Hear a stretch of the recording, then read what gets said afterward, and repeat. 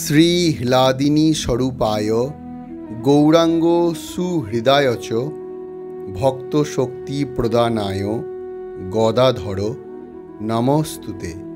জয় শ্রী গৌর গদাধর, জয় নিতাই, জয় রাধে গোপীনাথ।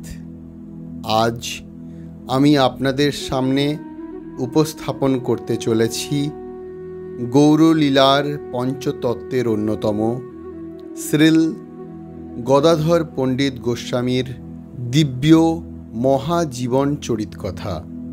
আপনাদের কাছে আমার বিনীত নিবেদন, আপনারা ভিডিওটি শেষ পর্যন্ত দেখবেন। আশা করি ভালো লাগবে এবং এক অপ্রাকৃত আনন্দ অনুভব করবেন, এ বিষয়ে আশাবাদী। তো চলুন শুরু করছি। পঞ্চতত্ত্ব আত্মকম কৃষ্ণম ভক্ত রূপস্বরূপকম ভক্তা অবতারম ভক্তাখ্যাম নমামি ভক্তশক্তিকম।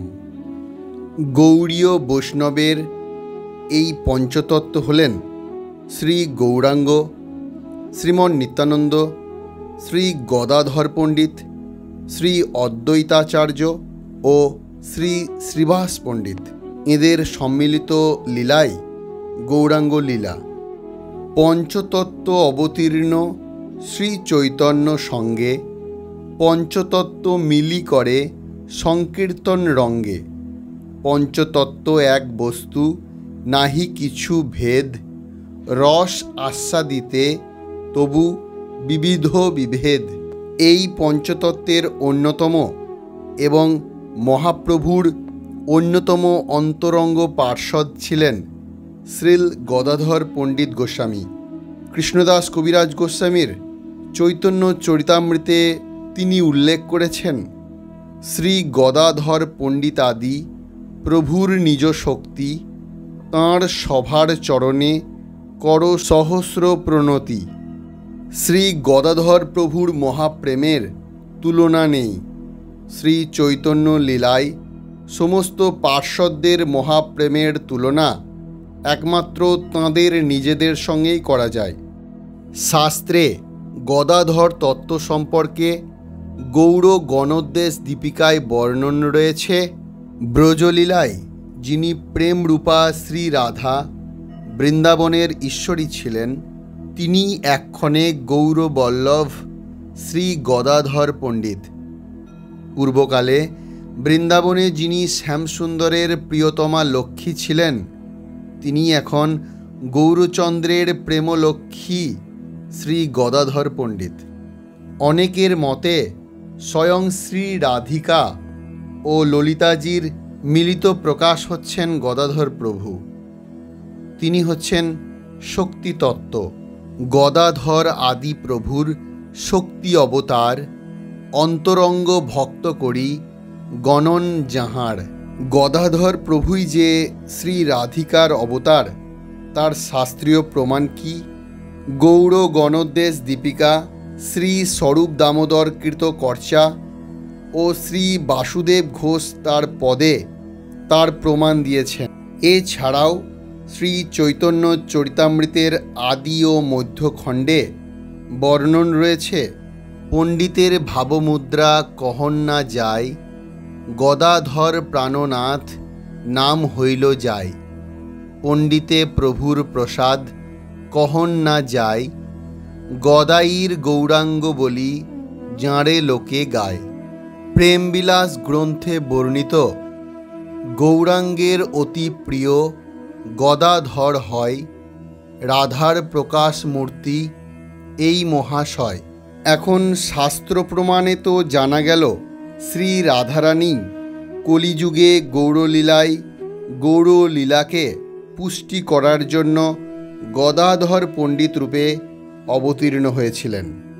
এখন এখানে তো প্রশ্ন আসতে পারে যে মহাপ্রভু স্বয়ং যিনি রাধাকৃষ্ণের মিলিত অবতার, রাধাতত্ত্ব প্রকাশ ও আস্বাদনের নিমিত্তে অবতীর্ণ হয়েছিলেন, সেখানে আবার রাধারানী আলাদাভাবে কেন গদাধর পণ্ডিত রূপে অবতীর্ণ হলেন?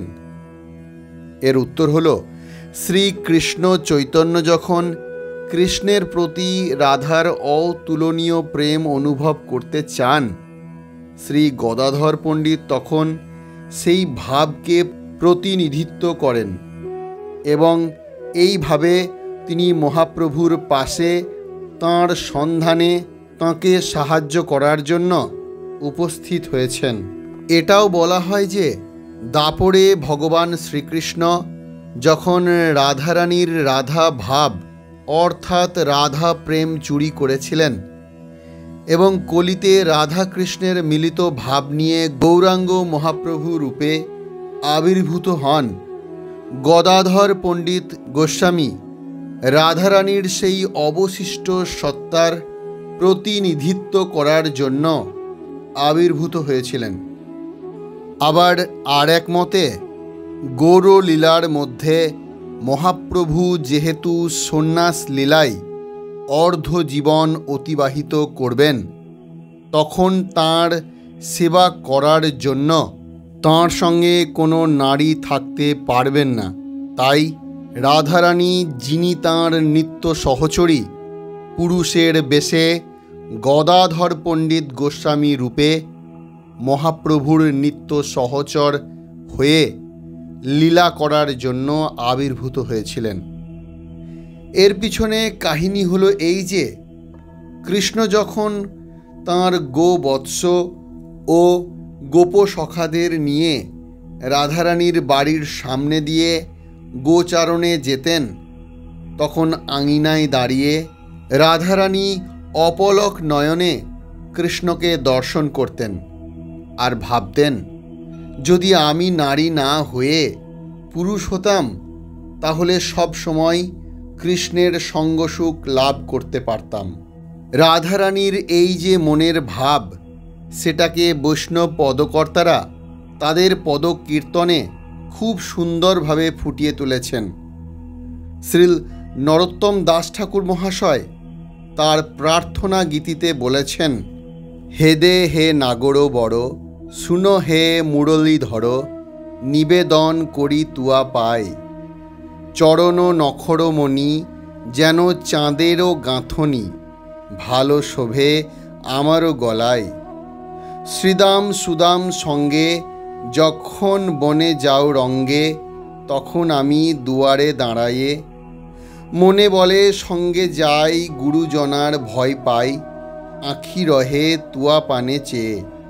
পদে আরও বর্ণন রয়েছে, মণি নও মানিক নও, আঁচলে বাঁধিলে রও, ফুল নও যে কেশে করি বেশে, নারী না করিত বিধি, তুয়া যেন গুণনিধি, লইয়া বেড়াতাম দেশে দেশে, অগুরু চন্দন হইতাম, তুয়া অঙ্গে মাখা রইতাম, ঘামিয়া পড়িতাম তুয়া পায়, কি মোর মনের সাধ, বামন হয়ে চাঁদে হাত, বিধি কি পুরাবে সাধ আমার।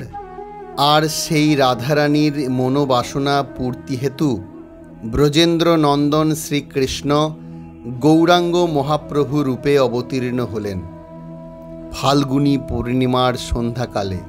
ব্রজলীলায় শ্রীকৃষ্ণের আবির্ভাবের পরে পরেই এক পক্ষকালের ব্যবধানে রাধারানী আবির্ভূত হয়েছিলেন।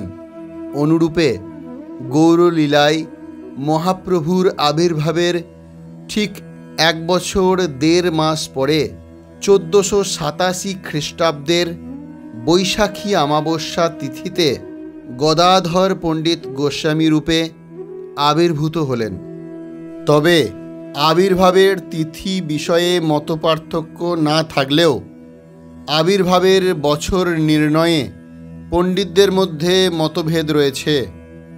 পিতা ছিলেন মাধব মিশ্র, মাতা শ্রীমতী রত্নাবতী দেবী, বারেন্দ্র শ্রেণীর কাশ্যপ গোত্রীয় ব্রাহ্মণ।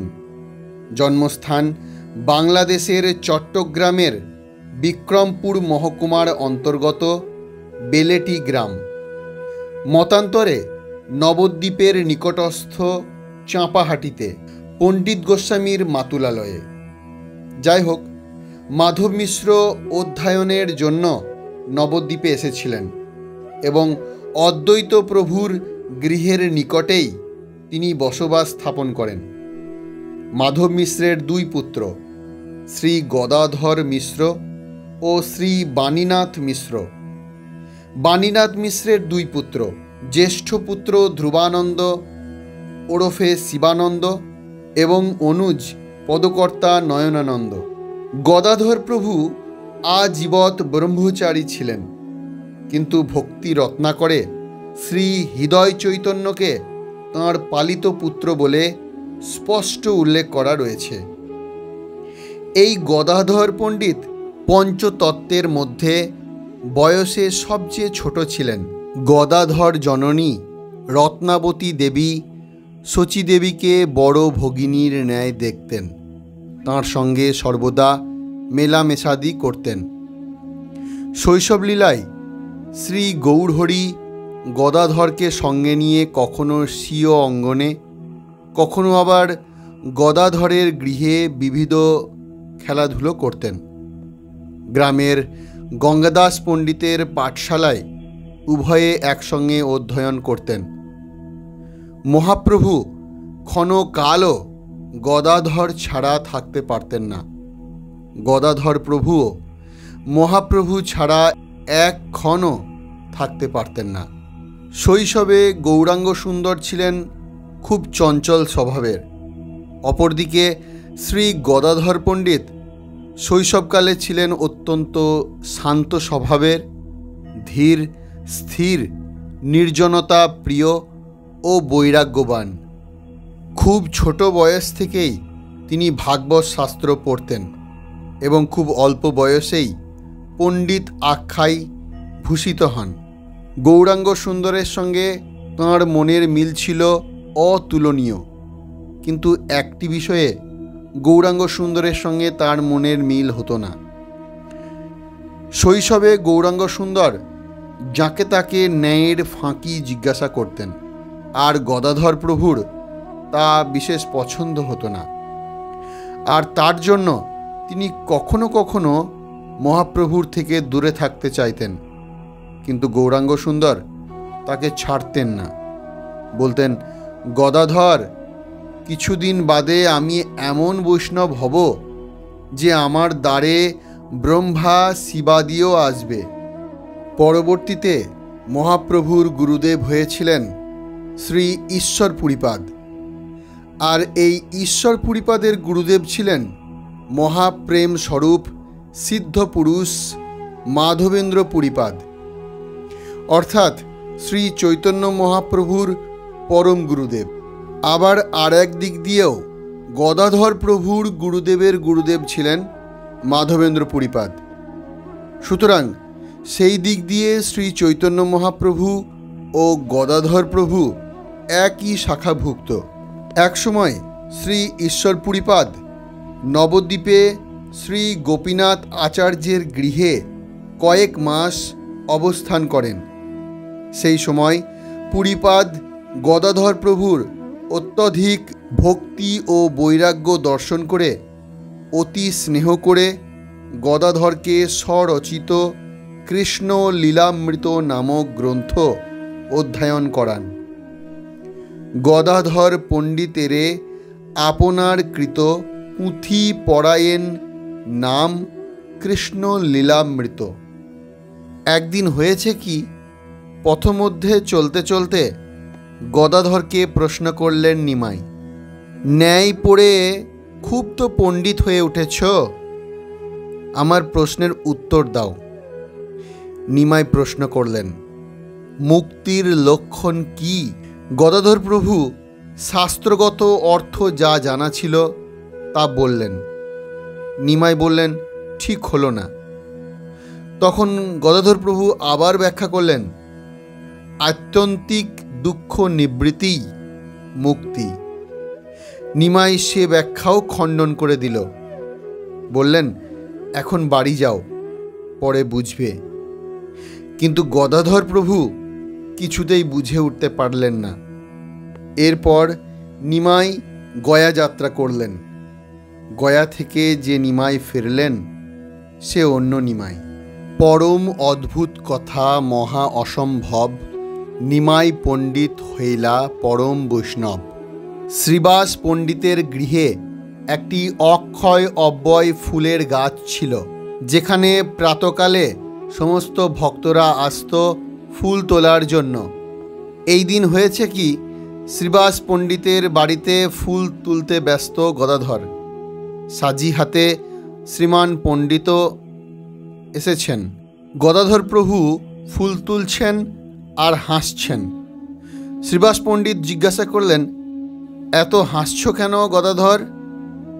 গদাধর উত্তর দিলেন, কাল নিমাই গয়া থেকে ফিরেছে, শুনে দেখতে গিয়েছিলাম। সেই উদ্ধত নিমাই কেমন করুণ কোমল বিনম্র হয়ে গিয়েছে। আনন্দে কেবল কৃষ্ণ কৃষ্ণ বলে কাঁদছে দেখে আর তাকে মানুষ বলে বোধ হচ্ছে না। সকল ভক্তগণ এ কথা শুনে আনন্দে আত্মহারা হলেন। গদাধর বললেন, নিমাই সদাশিব, মুকুন্দ, শুক্লাম্বর এবং শ্রীমানাদি বৈষ্ণবগণের নিকটে তাঁর মনের দুঃখের কথা ব্যক্ত করতে সকলকে পরের দিন শুক্লাম্বর ব্রহ্মচারীর গৃহে আসতে অনুরোধ করেছেন। পরের দিন গঙ্গা তীরে শুক্লাম্বর ব্রহ্মচারীর গৃহে সমস্ত বৈষ্ণবেরা উপস্থিত হয়েছেন, কিন্তু গদাধরকে আলাদা করে নিমাই যেতে বলেননি। তাই বলে গদাধর কি যাবে না? দেখবে না নিমাইকে? শুনবে না তার কি দুঃখ? গদাধর গেল বটে, কিন্তু শুক্লাম্বরের ঘরের অন্দরমহলে এক কোণে লুকিয়ে রইল। দীর্ঘকায় সবল সুন্দর পুরুষ নিমাই এসে দাঁড়ালো অঙ্গনে। বন্ধুদের দেখে হৃত সর্বস্বের মতো কেঁদে উঠল। আমার কৃষ্ণ কোথায়? কোন দিকে গেল? এই তো আমার কাছে ছিল, কিন্তু এখন আর দেখতে পাচ্ছি না কেন? কোথায় লুকোলো? সে কি আরতি, সে কি অশ্রু! মূর্ছিত হয়ে পড়ল নিমাই। মূর্ছা ভঙ্গের পর নিমাই শুনতে পেল ঘরের মধ্যে বসে কে কাঁদছে। কাঁদছে আর বারবার মূর্ছা যাচ্ছে। ঘরের মধ্যে কে? উতলা হয়ে জিজ্ঞেস করল নিমাই। শুক্লাম্বর বলল, তোমার গদাধর। শুধু গদাধর নয়, তোমার গদাধর। বাল্যকাল থেকেই সে নিমাইয়ের পিছে পিছে ছায়ার মতো ফিরেছে। বাল্যকাল থেকেই তার সংসার বিরক্তি। গদাধরকে ডাকল নিমাই। বললে, গদাধর, বাল্যকাল থেকেই তুমি কৃষ্ণ ভজন করছো, কিন্তু আমার কি হলো? শুধু বৃথা রসে আমার জীবন গেল। আমি কৃষ্ণকে পেয়েছিলাম, আমার নিজের দোষে সে অমূল্য নিধিকে হারিয়ে ফেলেছি। বলো, কোথায় গেলে আমি তাকে খুঁজে পাব? নিমাই আবার মূর্ছিত হয়ে পড়ল। প্রভু বলে, গদাধর, তুমি সে সুকৃতি, শিশু হইতে কৃষ্ণেতে করিলা দৃঢ়মতি। আমার সে হেন জন্ম গেল বৃথা রসে, পাইলুম অমূল্য নিধি গেল দৈব দোষে। এত বলি ভূমিতে পড়িলা বিশ্বম্ভর, ধুলায় লোটাই সর্ব সেব্য কলেবর। অহর্নিশ কৃষ্ণ প্রেম সিন্ধুতে ভাসতে লাগলেন নিমাই। শ্রী গদাধর পণ্ডিত মহাপ্রভুর সে অদ্ভুত কৃষ্ণ প্রেমাশ্রু দর্শন করে স্বয়ং কৃষ্ণ প্রেমে ক্রন্দন করতে লাগলেন। তখন থেকে শ্রী গদাধর মহাপ্রভুকে ত্যাগ করে মুহূর্তের জন্যও কোথাও যেতেন না। মহাপ্রভুর সেবায় সবসময় নিজেকে নিযুক্ত রাখতেন। একদিন গদাধর তাম্বুল নিয়ে প্রভুর নিকট এলে প্রভু ভাবাবেশে জিজ্ঞাসা করলেন, গদাধর, পীত বসনধারী শ্যামসুন্দর কোথায়? এই বলে ক্রন্দন করতে লাগলেন। গদাধর কি জবাব দিবেন কিছুই বুঝতে পারছেন না। সসম্ভ্রমে বললেন, কৃষ্ণ তোমার হৃদয়ে আছেন। এ কথা শুনে মহাপ্রভু নিজ নখ দিয়ে হৃদয় চিরতে লাগলেন। গদাধর তাড়াতাড়ি মহাপ্রভুর হাত চেপে ধরলেন। প্রভু বললেন, গদাধর, আমার হাত ছেড়ে দাও, আমি কৃষ্ণ দর্শন বিনা থাকতে পারছি না। গদাধর বললেন, তুমি একটু স্থির হও, কৃষ্ণ এখনই আসবেন। এই তো তাঁর আসবার সময় হয়েছে। গদাধরের বাক্য শুনে প্রভু স্থির হলেন। দূর থেকে সচিমাতা গৌর গদাধরের এই রঙ্গ দেখে ছুটে এলেন ও তুষ্ট হয়ে বললেন, গদাধর শিশু হলেও অতি বুদ্ধিমান। আমি ভয়ে গৌরের সামনে যেতে পারি না। গদাধর কেমন কৌশলে তাকে শান্ত করল। মুই ভয়ে নাহি পারি সম্মুখ হইতে, শিশু হই কেমন প্রবোধিলা ভালো মতে। শ্রী সচিমাতা বললেন, গদাধর, তুমি সর্বদা নিমাইয়ের সঙ্গে থেকো। তুমি তার সঙ্গে থাকলে আমি নিশ্চিন্ত হই। এরপর একদিন মুকুন্দ দত্ত এলেন গদাধর পণ্ডিতের কাছে। এই মুকুন্দ দত্ত ও গদাধর পণ্ডিতের মধ্যে খুব ভালো সম্পর্ক ছিল। কোনো স্থান থেকে সাধু সন্ন্যাসী নবদ্বীপে এলে মুকুন্দ সেই সংবাদ শ্রী গদাধরকে জানাতেন এবং দুজনে বৈষ্ণব দর্শনে যেতেন। একবার চট্টগ্রাম থেকে শ্রী পুণ্ডরিক বিদ্যানিধি নবদ্বীপে এলেন। পুণ্ডরিক বিদ্যানিধি ছিলেন আত্মগোপনকারী পরম বৈষ্ণব। তিনি রাজর্ষির মতো থাকতেন। বিষয়কর্ম, ভোগ বিলাস সবই করতেন। বাইরে থেকে তাঁকে বৈষ্ণব বলে মনে হতো না। সবাই তাঁকে অতি বিষয়ী ভাবত। প্রকৃতপক্ষে বাল্যকাল থেকেই বিদ্যানিধির প্রবল কৃষ্ণ অনুরাগ ছিল। শ্রী চৈতন্য মহাপ্রভু পুণ্ডরিক বিদ্যানিধিকে প্রেম নিধি বলতেন। মহাপ্রভু বিদ্যানিধিকে বাপ ও বন্ধু বলেও সম্ভাষণ করতেন। এই বিদ্যানিধির গুরুদেব ছিলেন মাধবেন্দ্র পুরীপাদ। একদিন মুকুন্দ দত্ত এলেন গদাধরের কাছে। বললেন, তোমার তো বৈষ্ণব দেখতে ইচ্ছে, চলো তোমাকে অদ্ভুত বৈষ্ণব দেখাবো। সত্যি? চলো এক্ষুনি যাব। গদাধর উৎসাহিত হয়ে উঠল। পুণ্ডরিক বিদ্যানিধির কাছে গদাধরকে নিয়ে গেল মুকুন্দ। বললে, এই দেখো। গদাধর বিনয় অভ্যাসে নমস্কার করল বটে, কিন্তু এসে কি দেখছে? দেখছে সজ্জিত খাটের ওপর সুন্দর শয্যায় চন্দ্রাতপের নিচে বিলাস বেশে কে এক রাজপুত্র বসে আছে। চারপাশে নরম বালিশ, বাটাই ভরা পান, তাম্বুল রাগে ঠোঁট দুটি লাল, তাতে আবার হাসি। চাকরের হাতে ময়ূরের পাখায় দিব্যি হাওয়া খাচ্ছেন আরামে। শুধু তাই নয়, অদ্ভুত চুলের পরিপাট্য, তার ওপর আবার আমলকি তেলের সুবাস ছেড়েছে। বিদ্যানিধি মুকুন্দকে জিজ্ঞাসা করলেন, ইনি কে? বিষ্ণু ভক্তি তেজময়, দেখি কলেবর, আকৃতি প্রকৃতি দুই পরম সুন্দর। ইনি মাধব মিশ্রের পুত্র গদাধর, বললেন মুকুন্দ। ইনি ন্যায় পড়েছেন, কিন্তু সেটা এঁর পরিচয় নয়। শিশুকাল থেকেই ইনি ভক্তিপথের পথিক, এটাই ইনার পরিচয়। শুনি বিদ্যানিধি বড় সন্তোষ হইলা, পরম গৌরবে সম্ভাসী বারে লাগিলা। পুণ্ডরিক বিদ্যানিধির সঙ্গে গদাধর প্রভুর প্রথম সাক্ষাৎকার গৌড়ীয় বৈষ্ণবের ইতিহাসে ভক্তি ধর্মের ইতিবৃত্তে এক তাৎপর্যবহ ঘটনা। রাজপুত্রের মতো ভোগবিলাসপর জমিদার কল্প বিদ্যানিধিকে দেখে শিশুবৎ সরল পণ্ডিত গোস্বামীর মনে স্বভাবতই সংশয় জাগল। এ কেমন বৈষ্ণব? পরম ভাগবত বলে যাঁকে জেনে এসেছি, তার একই বাহার।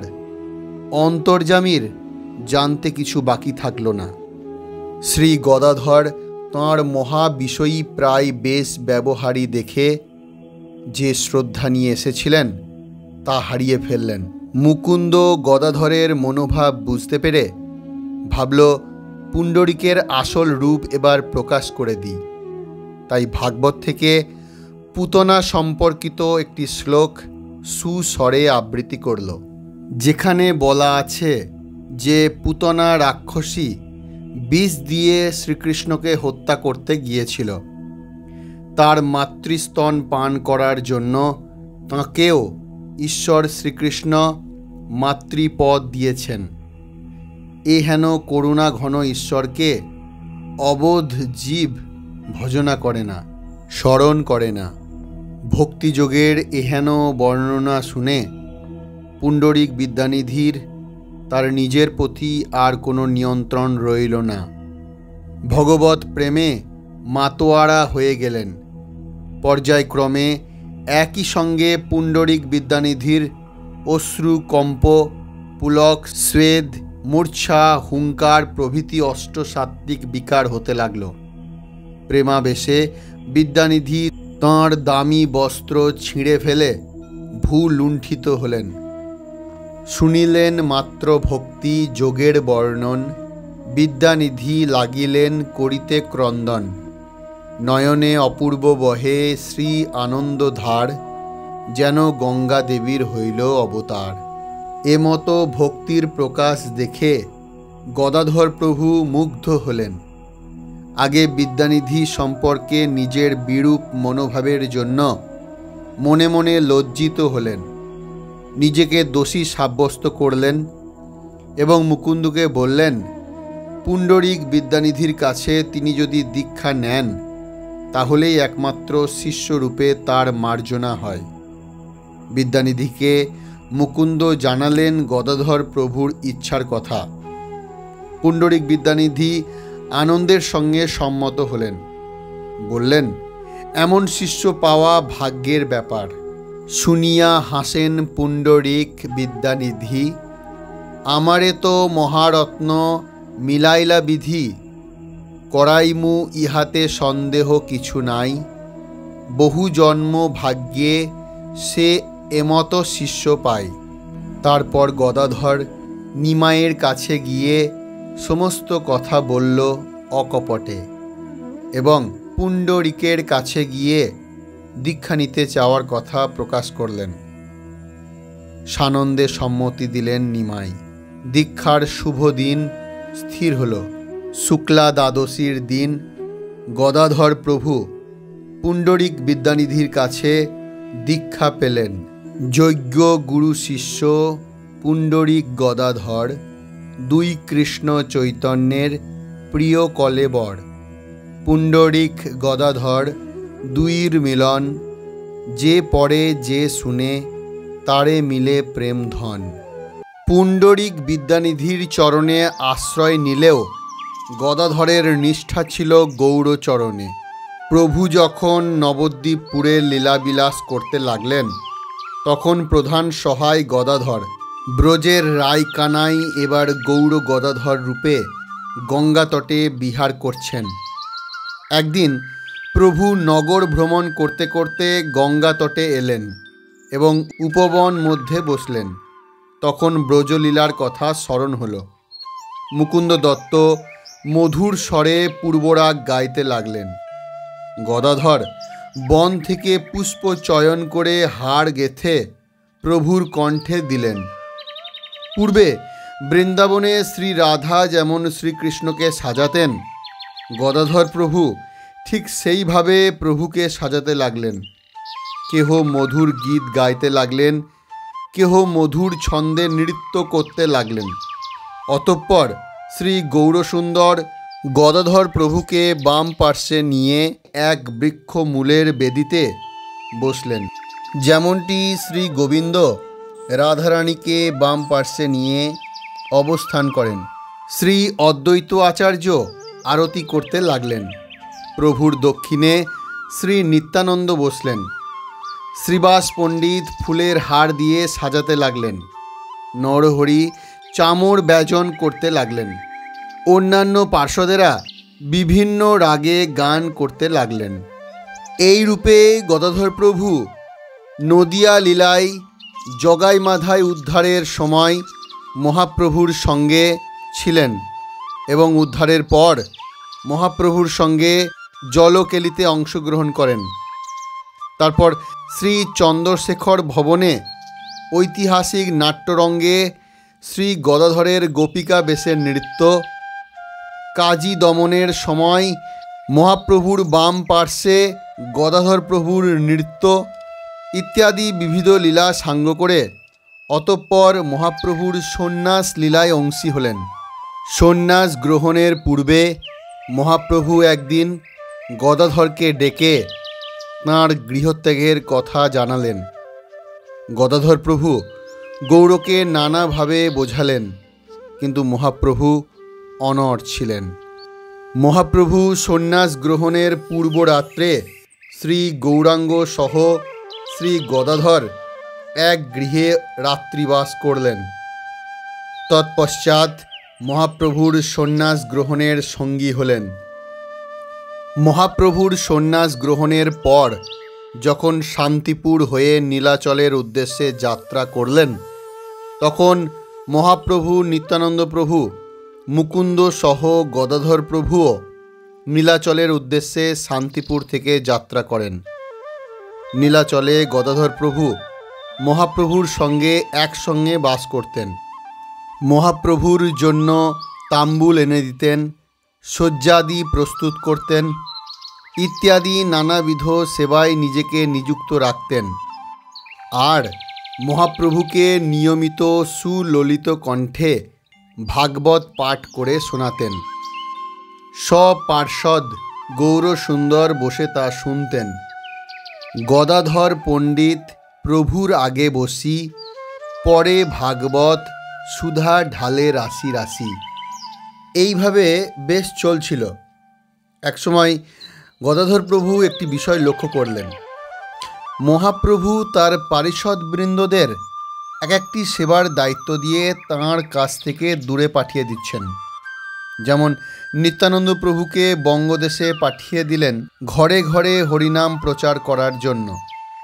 গদাধর প্রভু দেখলেন, যদি মহাপ্রভু তাঁকেও এই রকম কোনো দায়িত্ব দিয়ে তাঁর কাছ থেকে দূরে কোথাও পাঠিয়ে দেন, তাই তিনি একটি উপায় চিন্তন করলেন এবং মহাপ্রভুর কাছে তা বললেন, প্রভু, আমি ক্ষেত্র সন্ন্যাস গ্রহণ করব।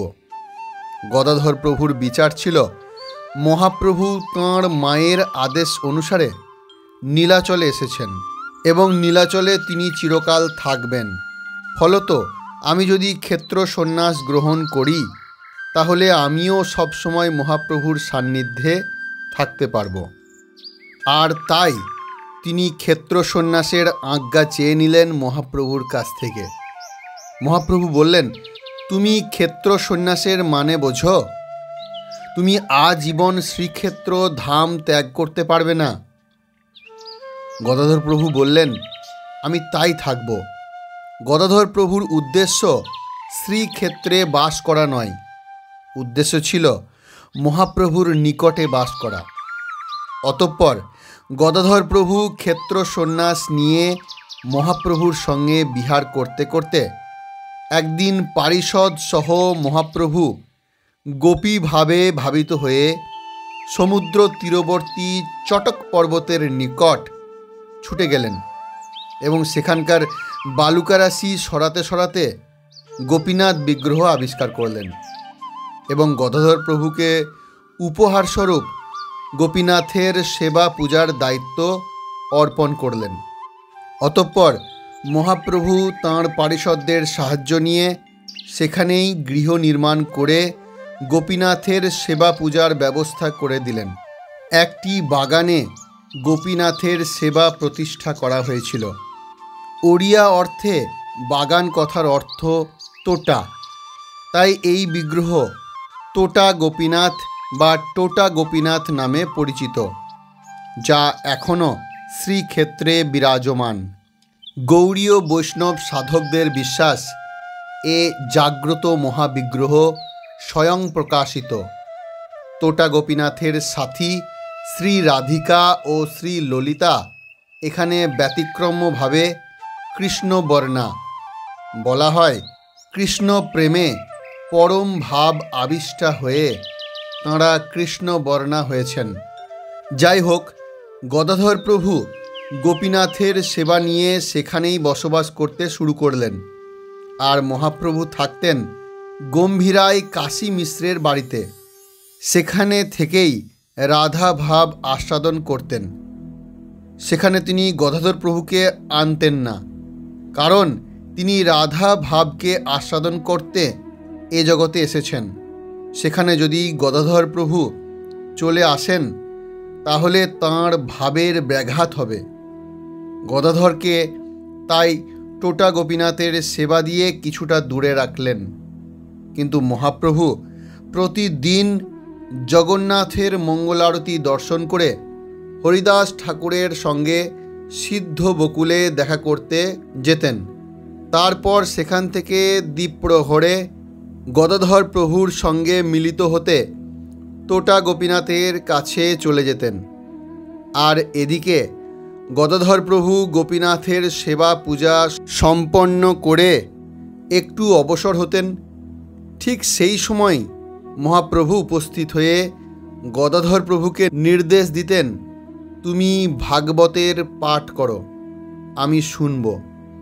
গদাধর প্রভু জিজ্ঞেস করতেন, আমি ভাগবতের কোন অংশ পাঠ করব? তখন মহাপ্রভু ধ্রুব চরিত্র, প্রহ্লাদ চরিত্র আস্বাদন করতে চাইতেন। এইভাবে দিন অতিবাহিত হচ্ছিল। এরপর মহাপ্রভুর সন্ন্যাস গ্রহণের 5 বছর অতিক্রান্ত হলে মহাপ্রভু বৃন্দাবনে যেতে চাইলেন। গদাধর প্রভু আবদার করলেন তিনিও মহাপ্রভুর সঙ্গে যাবেন। তখন মহাপ্রভু বললেন, তুমি ক্ষেত্র সন্ন্যাস নিয়েছ, তুমি শ্রীক্ষেত্র ছেড়ে যেতে পারবে না। গদাধর প্রভু বললেন, আমার ক্ষেত্র সন্ন্যাস যাক রসাতলে, আমি তোমার সঙ্গে যাব প্রভু। মহাপ্রভু বললেন, গোপীনাথের সেবার কি হবে? গদাধর বললেন, তোমার চরণ সেবা করলে কোটি গোপীনাথের সেবা হবে। যেখানে তুমি সেখানেই শ্রীক্ষেত্র, সেখানেই গোপীনাথ, তুমি আমার গোপীনাথ। প্রভু বললেন, না, এ ঠিক নয়। তিনি গম্ভীর হলেন। প্রতিজ্ঞা ভঙ্গ মহাপাপ। গদাধর প্রভু বললেন, হয় হোক, আমার হবে, সব দায়িত্ব আমার, আমি তোমাকে ছাড়তে পারবো না। বেশ তো, ছায়ার মতো করে সঙ্গে নিয়ে যেতে না চাও, আমি দূরে দূরে থাকব, একা একা যাব, কিন্তু যাবে তো আমারই জন্যে। গদাধর প্রভু বললেন, কে বলল? আমি যাব আমার সচিমাতাকে দেখতে। গদাধর কেঁদে ফেললেন। মহাপ্রভু আজ্ঞা দিলেন না, আবার নিষেধও করতে পারলেন না। তারপর যাত্রা শুরু হলো। কটক পর্যন্ত সঙ্গে সঙ্গে পিছে পিছে চলে এসেছে গদাধর। প্রভু তাকে কাছে ডাকলেন, একটা কথা শুধু আমাকে বলো। গদাধর প্রভু বললেন, কি কথা? তুমি কি আমার সুখ চাও না নিজের সুখ চাও?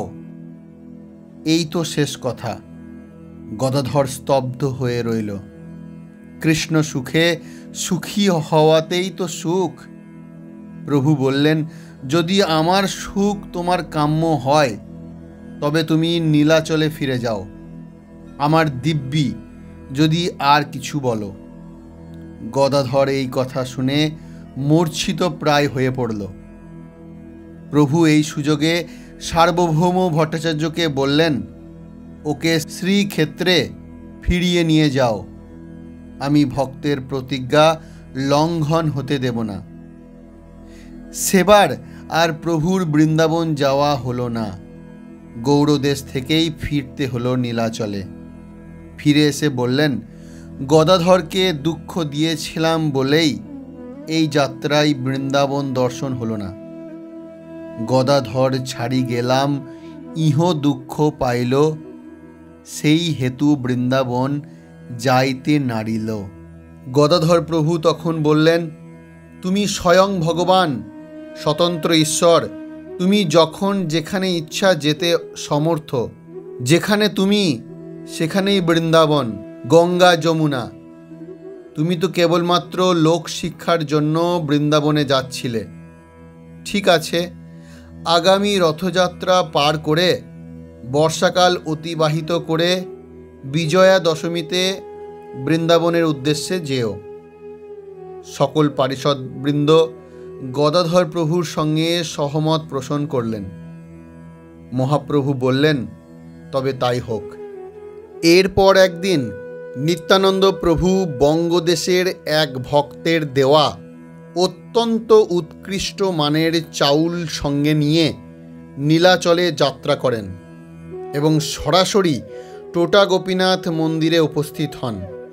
শ্রী গোপীনাথ দর্শন করেন এবং গদাধরকে সেই উৎকৃষ্ট চাউল দিয়ে বলেন, এই চাউল পাক করে গোপীনাথের ভোগ লাগাও, আমরা প্রসাদ পাব।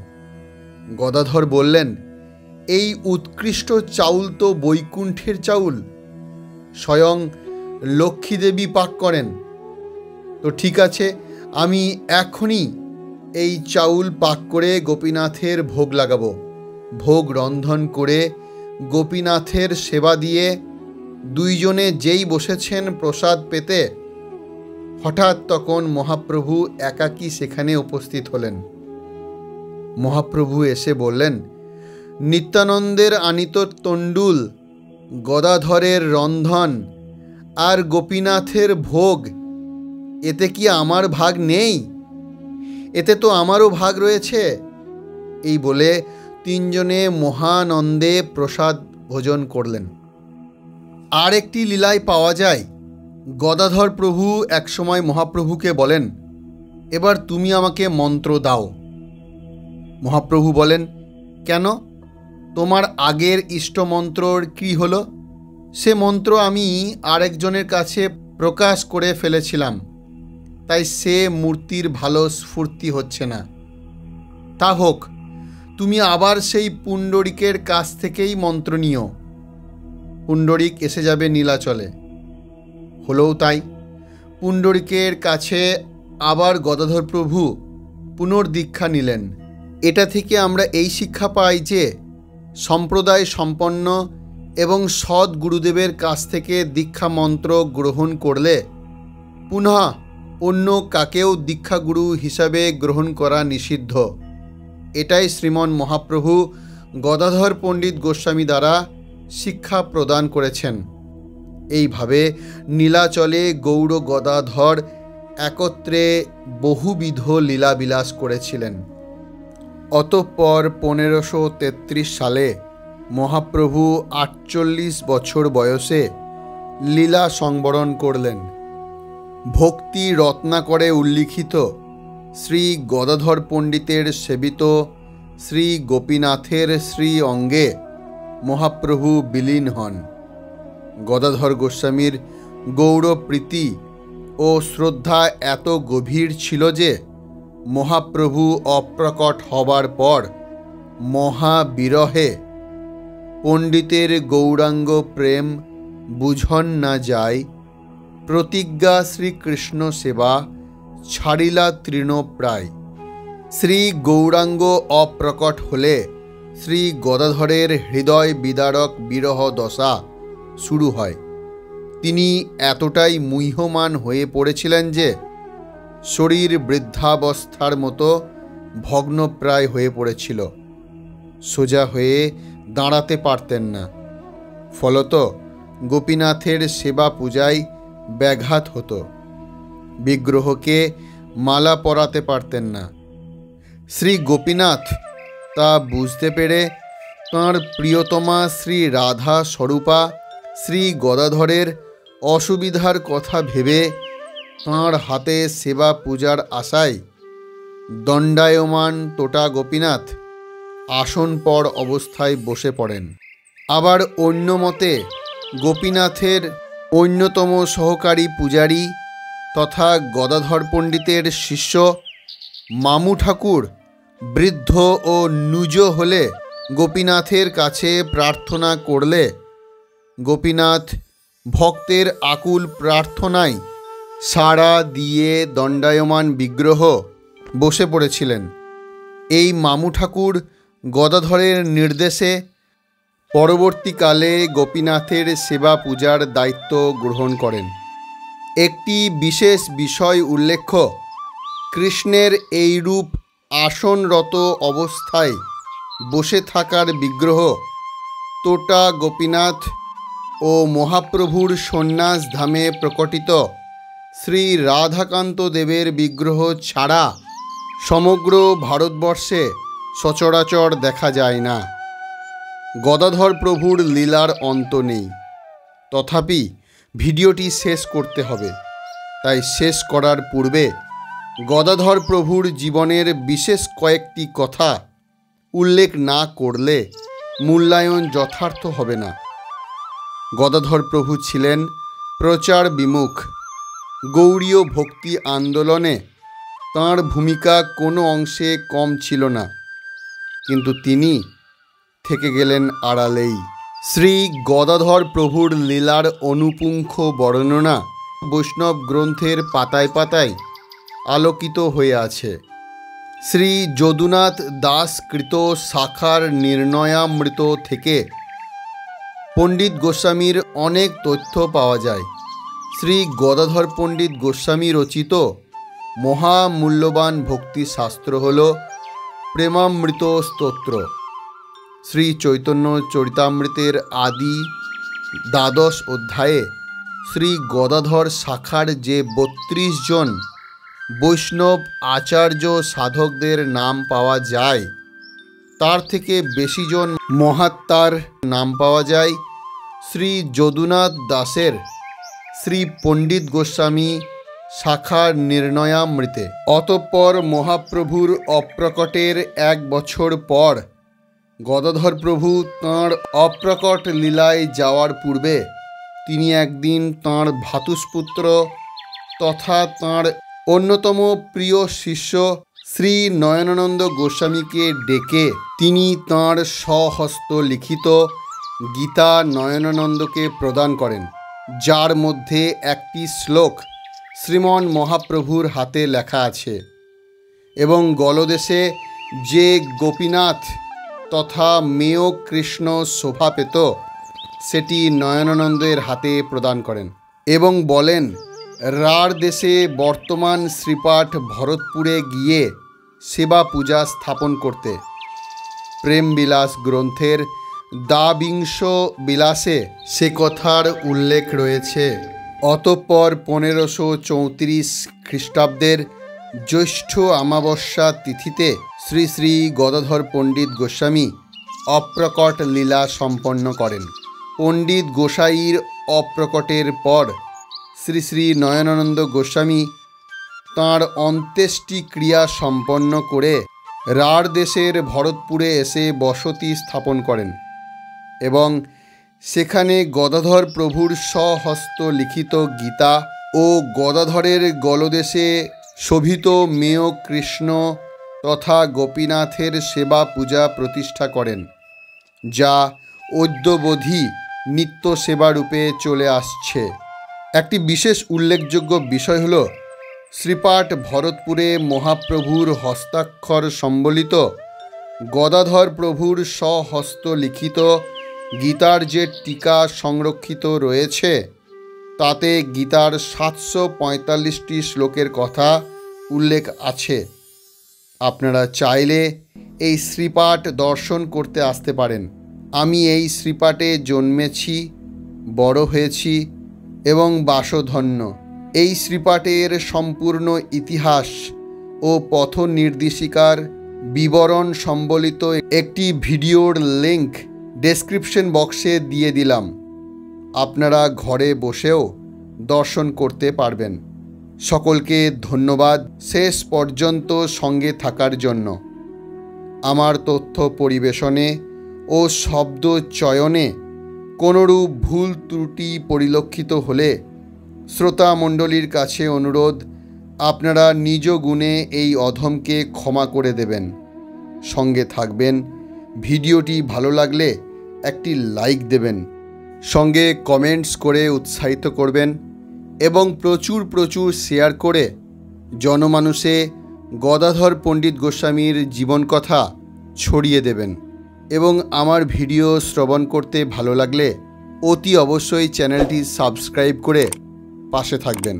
সর্বোপরি আশীর্বাদ প্রার্থনা করি যাতে গৌর গদাধরের কৃপা লাভ করে রাধা গোবিন্দের শ্রীচরণে রতি মতি গতি হয় এইরূপ অভিলাষ রেখে সকল শ্রোতা মাতা ভক্ত চরণে সশ্রদ্ধ দণ্ডবৎ প্রণতি জ্ঞাপন পূর্বক আজকের মতো গৌর গদাধর কথার সমাপ্তি ঘোষণা করছি।